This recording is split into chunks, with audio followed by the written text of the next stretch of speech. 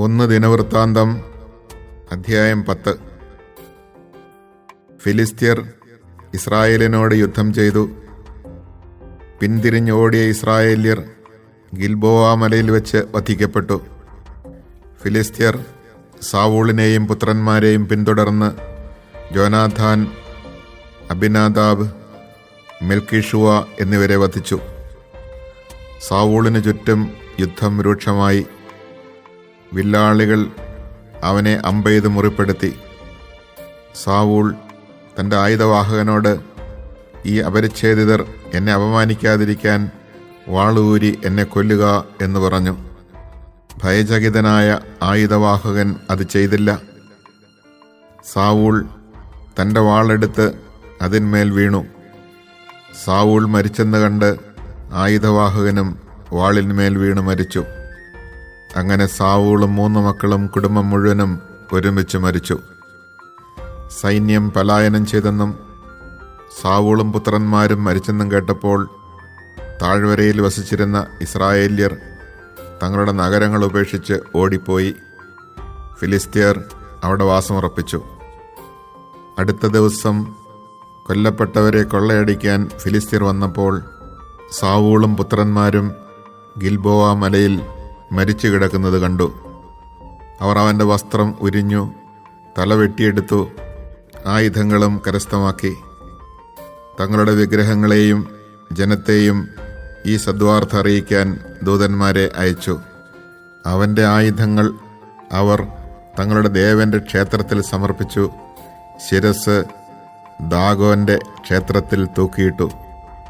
ഫിലിസ്ത്യർ സാവൂളിനോട് പ്രവർത്തിച്ചത് യാബെഷ് ഗിലെയാദിനുണ്ടായിരുന്നവർ കേട്ടു.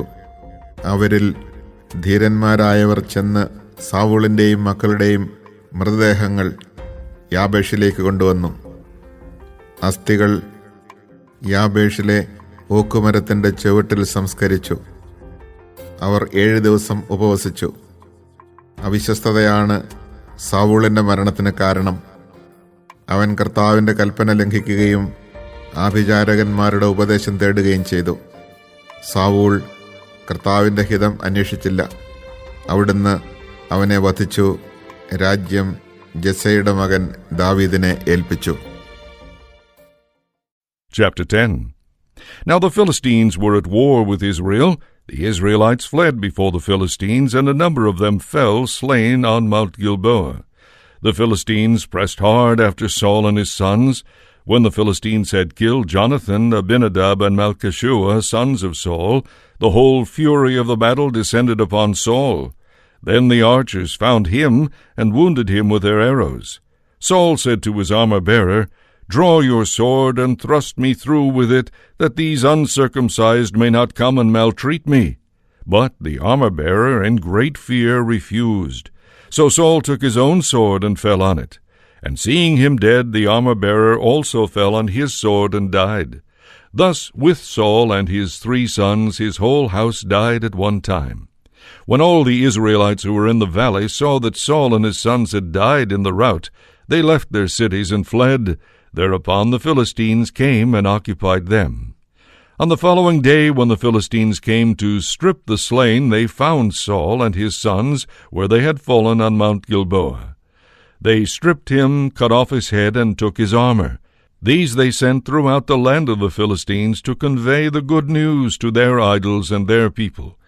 His armor they put in the house of their gods, but his skull they impaled on the temple of Dagon. When all the inhabitants of Jabesh-Gilead had heard what the Philistines had done to Saul, its warriors rose to a man, recovered the bodies of Saul and his sons, and brought them to Jabesh. They buried their bones under the oak of Jabesh and fasted 7 days.